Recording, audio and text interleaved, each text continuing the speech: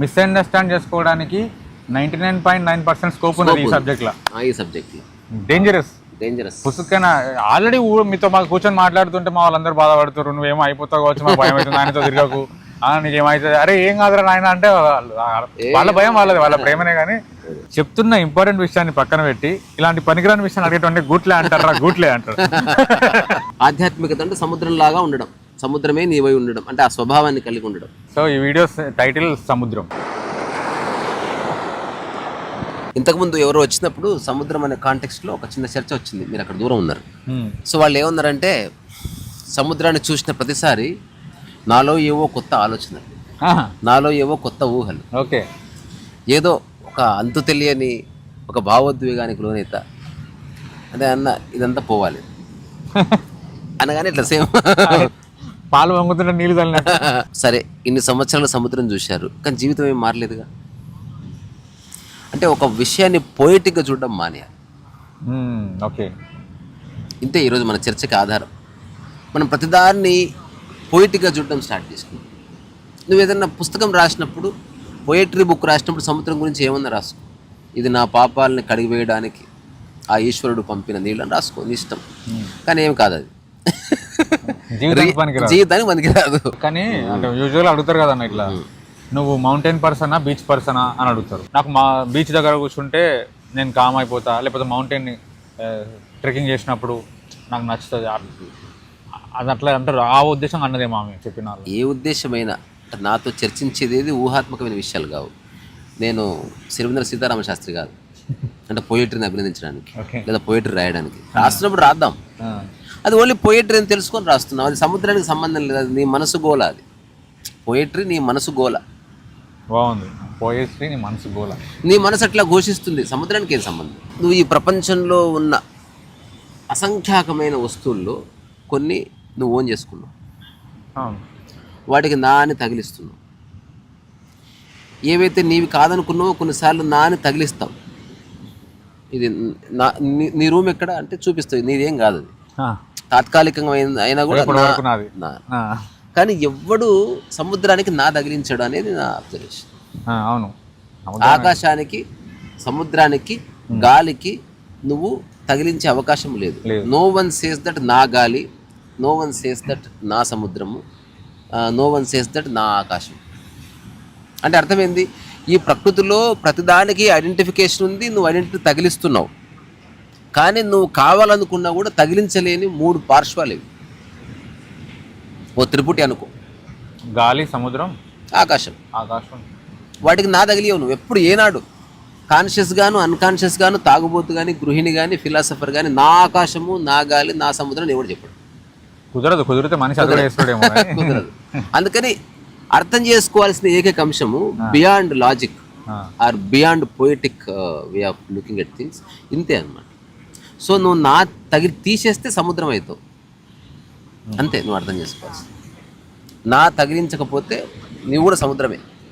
అందుకే అంటారు కదా భగవంతుని కరుణా సముద్రుడు అంటే. కరుణా సముద్రుడు అంటే సముద్రం అంతా కరుణ ఉన్నోడు అని అంటే అర్థమైంది, నా లేదని. అందరి మీద సమానంగా కరుణ. సముద్రంలో అందరు దిగుతున్నారు కదా, అట్లా నా తీసేసిన వాడి వైపు అందరూ వస్తారు. ఇప్పుడు రమణ మహర్షి అంటే నా తీసేసిన మనిషి, అంతే. సో నా ఉంటే ఎవరు రారు, నా తీసేస్తే ఎవరైనా రావచ్చు. సముద్రం అది, లేదా ఒక అడవి, ఒక పెద్ద చెట్టు, లేకపోతే గాలి, ఎవరైనా పీల్చుకోవచ్చు. ఆ గాలిలో ఎవరైనా ఈదులాడవచ్చు, లేదా ఆ సముద్రంలో ఎవరైనా తడవచ్చు, ఆ ఆకాశం కింద ఎవరైనా ఎండొచ్చు. అట్లా ఒక గురువు అనేవాడు ఎవడంటే సముద్ర లక్షణం కలిగి ఉన్నవాడు, ఆకాశ లక్షణం కలిగి ఉన్నవాడు. అట్లా గాలి యొక్క లక్షణం అంటే గాలి వలె ఉంటూ అంత అద్భుతంగా విహరిస్తాడు, సముద్రంలా ఉంటూ అట్లా ఘోషిస్తాడు, ఆకాశంలా ఉంటూ కనబడకుండా ఉంటాడు. ఈ మూడింట్లోనే ఐడెంటిటీ లేదని ఇది అర్థం చేసుకుంటే సరిపోతుంది. ఇప్పుడు సముద్రానికి ఏవేవి ఆపాదిస్తున్నావో అవి నీకు ఆపాదించుకొని చూడు. అది కష్టమే కదా, ఇదంతా బాధ. దీంట్లో ఇంకొక గమ్మత్తైన విషయం ఉంది, ఇంత ఉన్నా ఎవడికి ఉపయోగపడదు సముద్రం తాగడానికి. అట్లా ఒక జ్ఞాని కూడా ఉపయోగపడు, నువ్వు ఉపయోగించుకోవాలి.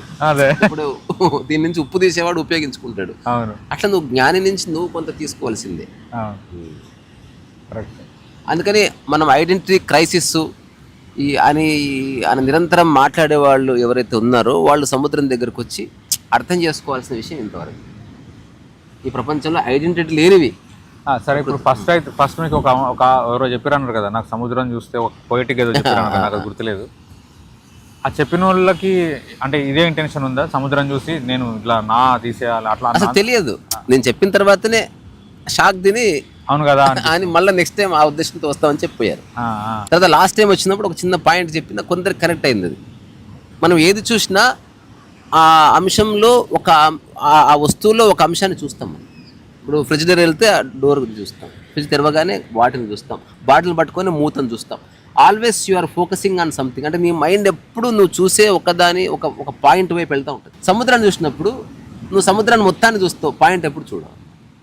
అంటే మొత్తాన్ని అంటే కనిపించిన ఒక పర్టికులర్ దాన్ని ఏం చూడవు. అట్టగా ఆకాశాన్ని చూసినప్పుడు పర్టికులర్ ఒక దాన్ని ఏం చూడవు.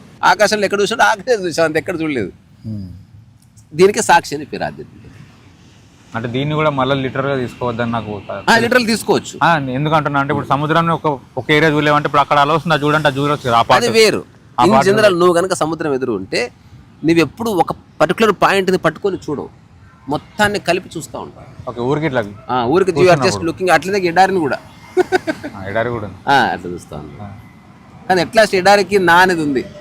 ఎందుకంటే జైపూర్లో ఉన్నప్పుడు అట్లీస్ట్ గవర్నమెంట్ చెప్తుంది నాది అంటే. ఎవరో ఒకరిని క్లైమ్ చేసే వాళ్ళు ఉన్నాడు ఎడారిలో కొంత భాగం ఉన్నా.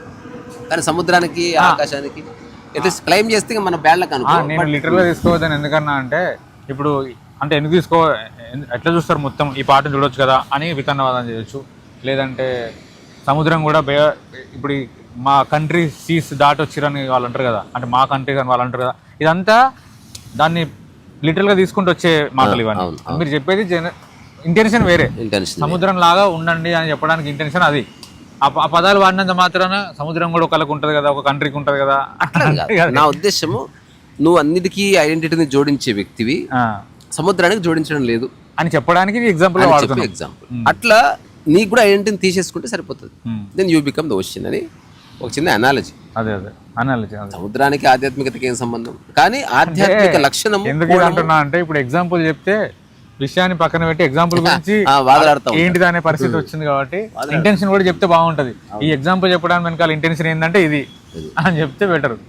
జల్సా సినిమాలో నాకు అది ఎప్పుడు గుర్తొస్తుంది. సార్ గూట్లే అంటే ఏంటి సార్ అంటే నోట్లోంచి అది తీసి చెప్తున్న ఇంపార్టెంట్ విషయాన్ని పక్కన పెట్టి ఇలాంటి పనికిరాని విషయాన్ని అడిగేటువంటి గూట్లే అంటారా, గూట్లే అంటారు. ఇట్లా చెప్పడం వెనకాల ఉద్దేశం అది మీది. ఇది అంతే. అంటే ఐడెంటిటీ లేకుండా ఈ భూమి మీద ఏమైనా ఉన్నాయి అంటే నీకు కనిపించేవి, నువ్వు గుర్తించేవి, నువ్వు ఎంజాయ్ చేసి అంటే సముద్రము, గాలి, ఆకాశం. వాటికి నువ్వు ఐడెంటిటీ ఎప్పుడు తగిలియవు. ఐడెంటిటీ తగిలిస్తే లిమిటెడ్ అయిపోతావు. ఐడెంటిటీ తగిలించగానే ఆ ఐడెంటిటీ కోసం వచ్చే వాళ్ళే వస్తారు. ఐడెంటిటీ తీసేస్తే సముద్రం అయిపోతావు కాబట్టి ఆకాశం అయిపోతావు. ఎవరైనా నీ సమక్షం రావచ్చు.